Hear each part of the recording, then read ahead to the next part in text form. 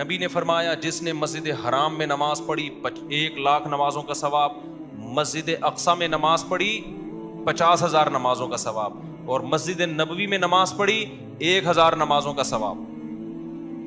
تو مسجد اقصی کی بڑی فضیلت ہے، وہاں بہت سارے پیغمبر مدفون ہیں، دفن ہے وہاں پہ. تو اللہ یہ چاہتے تھے کہ اپنے حبیب صلی اللہ علیہ وسلم کو اس فضیلت سے محروم نہ کریں. اچھا، اس میں حکمت یہ تھی کہ نبی کی فضیلت میں بھی اضافہ ہو جائے کہ آپ مسجد اقصی میں بھی نماز پڑھیں اور مسجد اقصی کی فضیلت بھی اور زیادہ بڑھ جائے. اب ہم اگر مسجد اقصی جائیں تو ہمارے ذہن میں خلش رہے گی، بھائی یہاں موسیٰ کلیم اللہ آئے، بھائی یہاں یوسف علیہ السلام آئے، بھائی یہاں ابراہیم علیہ السلام آئے، بھائی یہاں پر داؤد علیہ السلام آئے، سلیمان علیہ السلام آئے، اور پتہ نہیں کتنے پیغمبر آئے، عیسیٰ علیہ السلام آئے، لیکن محمد صلی اللہ علیہ وسلم یہاں نہیں آئے. تو اللہ نے مسجد اقصی کی فضیلت کو 4 چاند لگانے کے لیے سید الانبیاء آخری پیغمبر کو بھی مسجد اقصی میں بھیج دیا. آپ وہاں جا کے نماز پڑھیں تاکہ مسجد اقصی کی فضیلت بھی بڑھ جائے. علماء جب وہ لوکیشن بتاتے ہیں یہاں نبی آئے تھے، یہاں آپ نے امامت کی، ایک بات. دوسری حکمت کیا تھی؟ صحیح بخاری کی حدیث، صحیح مسلم کی حدیث کہ تمام پیغمبروں کی ہمارے نبی صلی اللہ علیہ وسلم نے مسجد اقصی میں امامت کی ہے. اللہ نے تمام پیغمبروں کو جمع کر دیا، تمام پیغمبروں کو جمع کر دیا، سارے پیغمبر اکٹھے ہوئے وہاں پہ. اس میں بھی کیا مقصد تھا کہ ہمارے نبی صلی اللہ علیہ وسلم کی فضیلت کو ثابت، کیونکہ جو سب سے افضل ہوتا ہے اس کو امام بنایا جاتا ہے.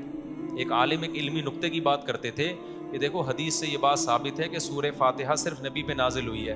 اس سے پتہ چلتا ہے کہ دوسرے پیغمبروں کو شاید سورہ فاتحہ نہ آتی ہو. تو جب ہمارے نبی نے نماز پڑھائی تو ان کے طریقے سے پڑھائی ہوگی یا اپنے طریقے سے؟ اپنے طریقے سے. تو فاتحہ نبی نے پڑھی، پیچھے جو پیغمبر تھے وہ کیا تھے؟ خاموش تھے. اس کا مطلب بغیر فاتحہ کہ ان کی نماز ہو گئی کہ نہیں ہو گئی؟ کیونکہ انہوں نے تو صرف سنی ہے. تو یہ امام حنیفہ کا موقف ہے، امام فاتحہ پڑھے گا، پبلک سنے گی تو نماز ہو جائے گی. لیکن یہ کوئی اتنی بڑی دلیل نہیں ہے کہ اس کو آپ مناظروں میں چیلنج کرنا شروع کر دیں. اصل دلائل ہمارے وہ حدیث ہے من کان لہ امام فقراءۃ الامام لہ قراءۃ. صحیح حدیث ہے، جس شخص کا کوئی امام ہے تو امام کی قراءت مقتدی کے لیے کافی ہے. دوسری صحیح مسلم کی حدیث ہے، امام کو امام بنایا جاتا ہے تاکہ اس کی اقتدا کی جائے. اذا کبر فکبروا، تکبیر کہے تکبیر کہو. واذا قرأ فانصتوا، جب تلاوت شروع کرتے خاموش ہو جاؤ. واذا قال ولا الضالین، جب ضالین کہے تو آمین کہہ دو.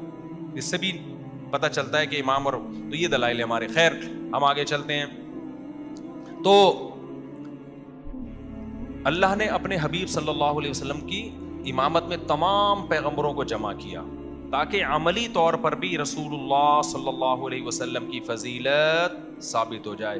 وہاں سے پھر براق کے ذریعے آپ کو آسمانوں میں لے جایا گیا اور یہ چند سیکنڈ میں یہ کام ہوا ہے. اب یہاں پر جو ملحد لوگ ہیں وہ کہتے ہیں یہ کیسے ممکن ہے. ہم کہتے ہیں جب کائنات نہیں تھی پہلی مرتبہ اللہ نے بنا دی، یہ عقلاً ممکن ہے؟ بھائی وہ دھماکہ ہوا تھا نا، بگ بینگ تھیوری، ڈھیم کر کے کائنات بن گئی تھی. تو دھماکہ خود بخود کیسے ہو گیا؟ انرجی کہاں سے آئی؟ خدا نے اپنی طاقت سے اتنی انرجی پیدا کر دی جو مادے میں تبدیل ہوئی، اور یا مادہ انرجی میں تبدیل ہوا. جو بھی ہوا وہ تو وہاں بیٹھا ہوا کوئی دیکھ رہا ہوگا تو بتا سکتا ہے کیا ہوا تھا. تو وہ جب بغیر سبب کے اتنی بڑی کائنات کو بنا سکتا ہے، اس کا مطلب وہ کچھ کرنے میں کسی سبب کا محتاج نہیں ہے. تو اللہ تعالیٰ کے لیے یہ نبی نے نہیں کیا. اگر نبی نے خود کیا ہوتا تو ایک اعتراض بنتا تھا، بھائی اتنے تھوڑے سے عرصے میں آپ مسجد اقصی سے کیسے ہو کے آ گئے؟ یہ کام کس نے کیا ہے؟ اللہ نے کیا. تو اللہ سب کچھ کر سکتا ہے. اعتراض جب بنتا تھا جب ہم کہتے یہ محمد صلی اللہ علیہ وسلم نے خود یہ کر لیا ہے، پھر اعتراض بنتا تھا. دوسری بات یہ کہ رسول اللہ صلی اللہ علیہ وسلم کو جو معراج کروائی گئی، اس کی ایک بہت بڑی حکمت یہ بھی تھی تاکہ نماز کی جو فرضیت ہے نا وہ عام احکام کی طرح نہ ہو. معراج پہ بلا کے نبی کو نمازیں دی گئی ہیں تاکہ امت نماز کو دیگر اسلامی احکام کی طرح نہ سمجھے. بھائی آپ نے جب کسی کو گفٹ دینا ہوتا ہے، ایک طریقہ تو یہ ہے کہ آپ پوسٹ کر دیتے ہیں. اس کے گھر میں لیٹر آیا، کھولا تو 5 روپے نکلے اس کے اندر سے، ٹھیک ہے نا، 50 روپے کا نوٹ نکلا. یہ بھی ایک طریقہ ہے گفٹ دینے کا. ایک طریقہ ہے کسی بندے کو بھیج دیا. ایک طریقہ ہے آپ کہتے ہیں یار یہ تو میں یہ بڑا گفٹ آپ کو دینا چاہتا ہوں, یہ میں آپ کی دعوت کروں گا, آپ میرے گھر آئیں گے, کھانا کھائیں گے, سیلفیاں لیں گے ہم دونوں مل جل کے, اس کے بعد یہ ڈبہ میری موجودگی میں کھلے گا, گفٹ کا ڈبہ. آپ سمجھ جاؤ گے بیٹا کوئی چھوٹی چیز نہیں.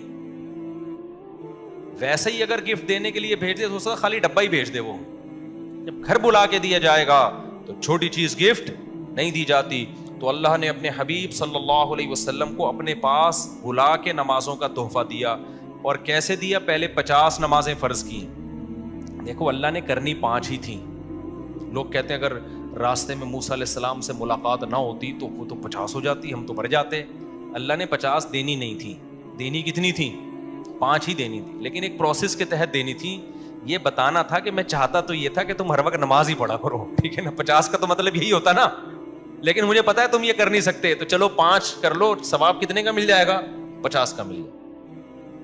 جیسے آدم علیہ السلام سے جو خطا ہوئی اور جنت سے نکلے, تو یہ تو پلاننگ تھی اللہ میاں کی پہلے سے, ٹھیک ہے نا. خطا نہ ہوتی تو جنت سے نہ نکلتے, جنت سے نہ نکلتے تو زمین پہ نہ آتے, زمین پہ نہ آتے تو آزمائش کہاں سے ہوتی؟ تو پیدا تو کس کام کے لیے کیا تھا؟ آزمائش کے لیے. تو اللہ نے کہا چلو شیطان کو تھوڑا سا برگلانے دو, آدم کو خطا کرانے دو. اللہ کو پتا ہے یہ تو توبہ کر کے ٹھیک ہو جائیں گے, لیکن اس بہانے یہ جنت سے نکلیں گے.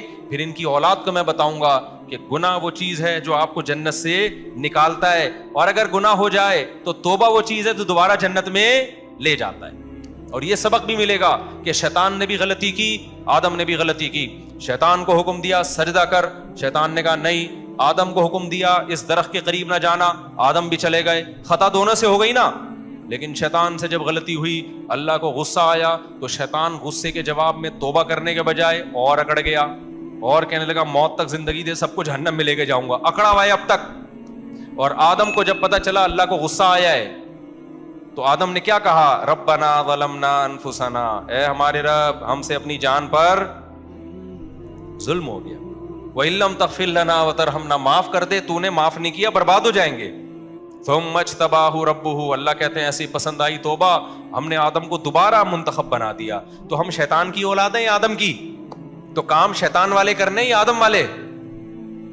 ہمارے ایک دوست ہیں مسقط میں, انہوں نے کارڈ چھپایا کہ اولاد آدم کی طرف سے حسن قرات کا انتظام کیا گیا ہے.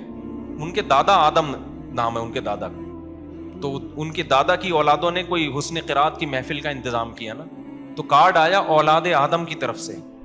میں حیران کہ یار یہ آدم علیہ السلام کی اولاد تو پوری کائنات ہے, یا کوئی نئے بچے دریافت ہوئے آدم علیہ السلام؟ ہو سکتا ہے کوئی پرانے غار میں سے نکلے ہوں, وہ آدم علیہ السلام کے جو سچی مچی کے قریب کے بچے ہوں, ان کی طرف سے انتظام. میں نے کہا یہ اولاد آدم تو سب لوگ ہی ہیں, تو یہ آپ لوگ کیا؟ انہوں نے کہا ہمارے دادا کا نام تھا آدم. میں نے کہا اللہ تعالیٰ آدم کی اولاد کو صحت اور عافیت والی زندگی اور ایسے پروگرام انعقاد کرنے کی بار بار توفیق عطا فرمائے. تو خیر ہم کس کی اولاد ہیں؟ آدم کی, شیطان کی نہیں ہے. تو کس کے طریقے پہ ہم نے چلنا ہے؟ آدم کے. غلطی سے بچنا ہے, ہو جائے تو کیا کرنا ہے؟ گڑ گڑانا ہے اللہ کے ساتھ, اے اللہ معاف کر دے, اے اللہ معاف کر دے, اے اللہ معاف کر دے. تو اللہ کہتے ہیں 100 بار گناہ کر کے 100 بار بھی توبہ کی تو معاف, توبہ میں تاخیر ہو سکتی ہے, اللہ کی طرف سے معافی میں تاخیر نہیں ہوگی. تو یہ بھی حکمت تھی. خیر, تو اسی طرح جو رسول اللہ صلی اللہ علیہ وسلم جب معراج پہ گئے نا, تو اللہ نے جو 50 فرض کی تھی, اللہ کو پتا تھا یہ نہیں پڑھیں گے 50 نمازیں. نماز شادیاں کس وقت کریں گے پھر یہ اگر 50 نمازیں پڑھیں گے؟ 4 شادیاں بھی تو کروانی ہے نا, بچے بھی پلوانے ہیں ان سے, تو ہر وقت باوضو رہیں گے, یہ تو پھر کیا خیال ہے؟ ٹھیک ہے, ان کا تو وضو ہی نہیں ٹوٹے گا کبھی. تو اللہ میاں نے موسیٰ علیہ السلام کے دل میں ڈالا کہ یہ 50 نمازیں لے کر آ رہے ہیں نبی صلی اللہ علیہ وسلم, لیکن حضرت موسیٰ کے دل میں اللہ نے ڈال دیا کہ کیا کرنا؟ اعتراض کرنا. حضرت موسیٰ سے ملاقات ہوئی, کیا دیا گیا؟ آپ نے فرمایا کہ 50 دی گئی ہیں. حضرت موسیٰ نے کہا میری امت پر تو اس سے کم نمازیں فرض ہوئی تھی, وہ پوری نہیں کر سکے, آپ کی امت کیسے کرے گی؟ ہوتے ہوتے کم کرتے کرتے کتنی ہو گئی؟ 5 نمازیں. تو حضرت موسیٰ علیہ السلام سے اللہ کرے ہم سب کی ملاقات ہو جنت میں, ہم سب ان کو مبارکباد دیں گے, حضرت آپ کا بہت بہت شکریہ. کیا خیال ہے؟ تو لیکن حضرت موسیٰ سے ایک دفعہ بات کر کے نہ ہٹ جانا, کیونکہ بہت زیادہ جلالی پیغمبر ہیں. میں نے بتایا تھا نا موت کا فرشتہ آیا انسانی شکل میں. حضرت موسیٰ نے پوچھا کیسے آنا ہوا, اس نے کہا آپ کی روح قبض کرنے. حدیث میں آتا ہے ایک کھینچ کے تھپڑ لگایا, اس کی آنکھ نکل کے گر گئی باہر. ٹھیک ہے, جلال بہت تھا. اپنے بھائی ہارون کی داڑھی پکڑ کے کھینچا تھا نا کہ یہ قوم کیا کر رہی ہے. تو خیر, تو یہ معراج میں بہت ساری حکمتیں تھیں, بہت سارے. پھر رسول اللہ صلی اللہ علیہ وسلم کے اس معجزے کو اللہ نے ثابت بھی کیا. مشرکین نے پوچھا کہ آپ کیسے دعویٰ کرتے ہیں, اگر آپ گئے ہیں تو بتائیں مسجد اقصیٰ کیسی ہے. آپ صلی اللہ علیہ وسلم نے فرمایا کہ مجھے پورے طور پہ, کیونکہ ایک دفعہ جب کوئی شخص ہو کے آتا ہے اسے پورا تھوڑی یاد ہوتا ہے کہ کون سا ستون کدھر ہے اور کون سی جگہ کدھر ہے. لیکن مشرکین نے پروپیگنڈا کرنا شروع کر دیا. تو اللہ تعالیٰ نے اپنے حبیب صلی اللہ علیہ وسلم کے سامنے پورا نقشہ کر دیا بیت المقدس کا, اور آپ نے پوری ایک ایک چیز اس کی بتائی. پھر آپ نے ان قافلوں کا بھی بتایا جو راستے میں آ رہے ہیں. وہ قافلے جب پہنچے تو بالکل اس طریقے سے بتایا جس طریقے سے وہ قافلے سفر کر کے آئے ہیں. تو یہ اللہ تعالیٰ نے ایک معجزہ دکھایا, اور اس میں حکمتیں کیا تھیں, یہ ثابت کرنا کہ یہ پیغمبر تمام پیغمبروں سے افضل ہے, یہ ثابت کرنا.